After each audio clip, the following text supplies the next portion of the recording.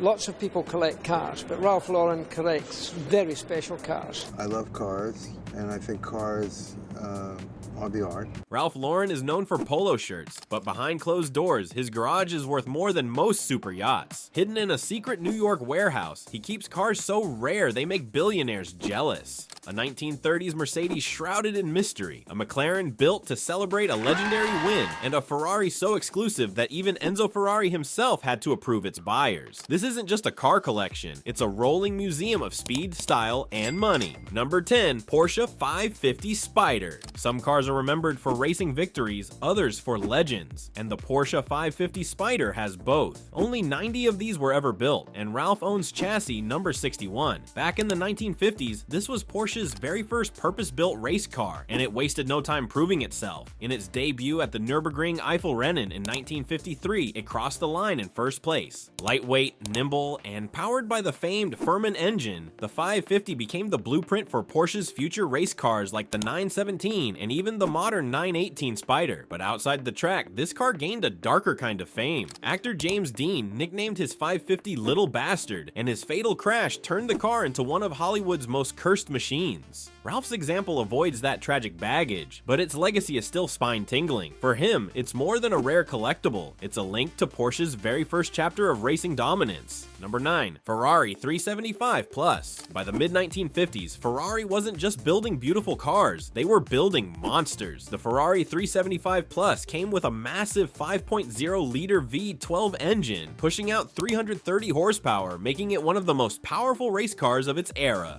Ralph's version is one of just 5 ever built, and this model's claim to fame? Winning the 1954 24 Hours of Le Mans. That victory put Ferrari on the map as a global racing powerhouse. Sure, the car was heavier than its rivals, and even lacked disc brakes, but the brute force of that engine changed everything. Auction houses love to remind people that one sold for over $18 million, but in Ralph's collection, this car isn't about the price tag, it's about history. It's Ferrari's first Le Mans conqueror, and without it, Ferrari might never have become the legend it is today. In Ralph's garage, it sits less like a collectible and more like a trophy, a reminder that sometimes raw power wins the race. Number 8, McLaren F1 and Ameritech. If there's one car that makes billionaires weak in the knees, it's the McLaren F1. Ralph doesn't just have one, he's got multiple. His crown jewel here is the Ameritech F1, one of just 7 ever federalized for American roads. That alone makes it rarer than a unicorn sighting. But he didn't stop there. He also owns another road-legal F1, and the iconic 1998 McLaren F1 itself, widely regarded as the greatest supercar ever built. Designed by Gordon Murray, the F1 was so ahead of its time, it hit 240 miles per hour back in the 90s. Long before Bugatti and Koenigsegg made it fashionable. Powered by a naturally aspirated BMW V12, it wasn't just fast, it was pure, analog, and terrifying in all the right ways.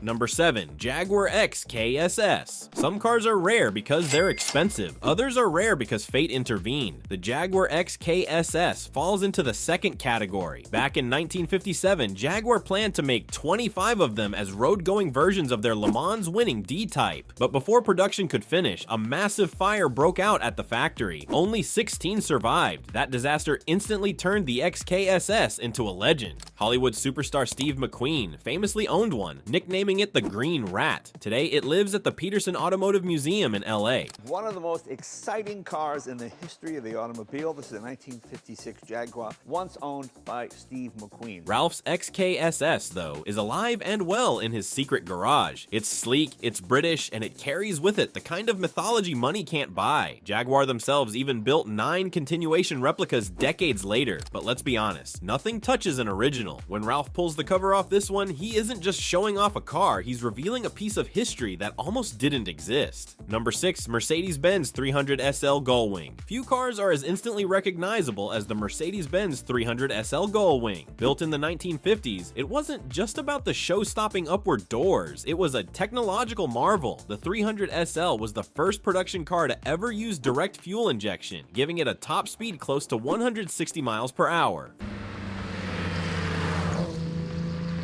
For the 1950s, that was borderline science fiction. Ralph doesn't just own one, he also has the Roadster version, because apparently owning a single gull wing is for amateurs. His gull wing is kept in pristine condition and has even been shown at Pebble Beach Concours d'Elegance, where the world's rarest cars come to flex. And fun fact, its iconic butterfly-style doors even inspired furniture pieces in Ralph's home collection. Proof that for him, design is design, whether it's stitched into a polo shirt or sculpted into German steel. Number 5.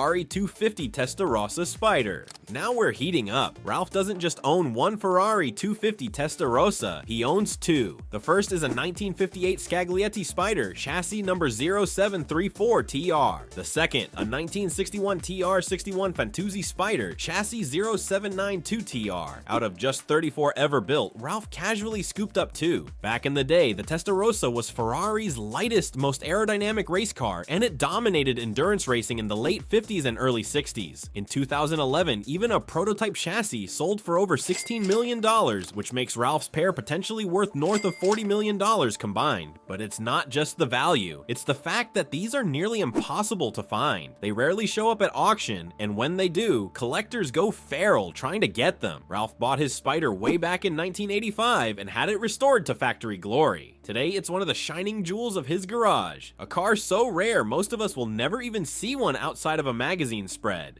Number 4. Mercedes-Benz SSK Count Trossi. Some cars are rare because only a handful were built. This one, it's rare because no one really knows who even designed it. Out of the 42 Mercedes-Benz SSKs ever made, Ralph owns the most mysterious and valuable, the Count Trossi. Here's the story. In 1930, the chassis was shipped to Japan but returned unsold. Eventually, it ended up in Italy, where Count Carlo Felice Trossi got his hands on it. He commissioned a custom body unlike anything else at the time, but to this day, no one is sure who actually built it. The car went through multiple owners until Ralph bought it in the 1980s. Restoration alone took 5,000 hours over 2 years. Basically the automotive equivalent of rebuilding the Sistine Chapel. Under the hood sits a 7.1-liter supercharged engine that roars like thunder when you hit the gas. Since its rebirth, it's taken home Best in Show at Pebble Beach in 1993 and again at Villa d'Este in 2007. In the collecting world, this car isn't just valuable, it's mythical. Number 3. McLaren F1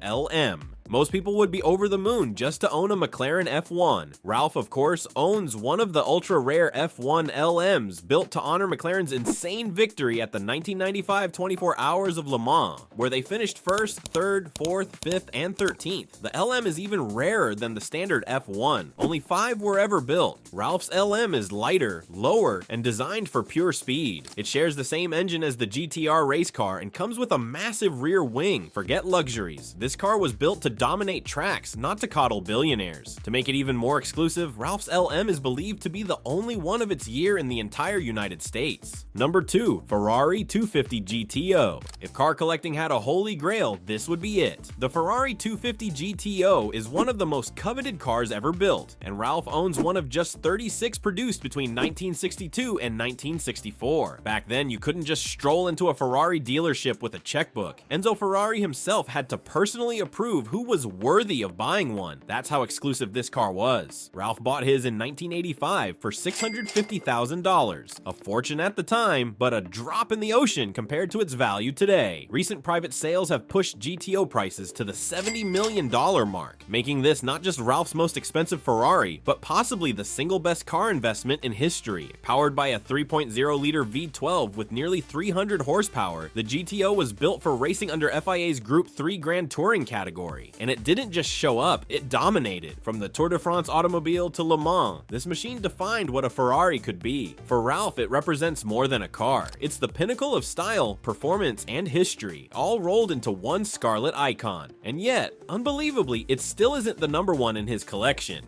Number 1. Bugatti Type 57 SC Atlantic Coupe. Topping the list is what many call the most beautiful car ever created, the 1938 Bugatti Type 57 SC Atlantic. Only 4 were ever built. One vanished without a trace. One sits in Ralph's garage. That makes this car not just rare, but practically priceless. Designed by Jean Bugatti, the Atlantic looks like rolling sculpture. Its teardrop shape, riveted aluminum body, and horseshoe grille make it instantly recognizable. Back in the 1930s, it could hit 100 123 miles per hour, blistering speed for its era. Ralph bought his Atlantic in 1988 and had it meticulously restored. It went on to win Best of Show at Pebble Beach in 1990 and Villa d'Este in 2013. Here's the kicker. Another Atlantic sold for around $40 million in 2010. Experts believe Ralph's example, if it ever hit the market, could shatter the record books, possibly becoming the most expensive car of all time, even beating the $142 million Mercedes-Benz 300 SLR Uhlenhaut Coupe. But Ralph doesn't seem interested in selling. For him, the Atlantic isn't an asset, it's a masterpiece, one that sits in his climate-controlled New York garage, representing the peak of design, exclusivity, and automotive history. If the Ferrari 250 GTO is the king of the car world, the Bugatti Atlantic is the crown jewel.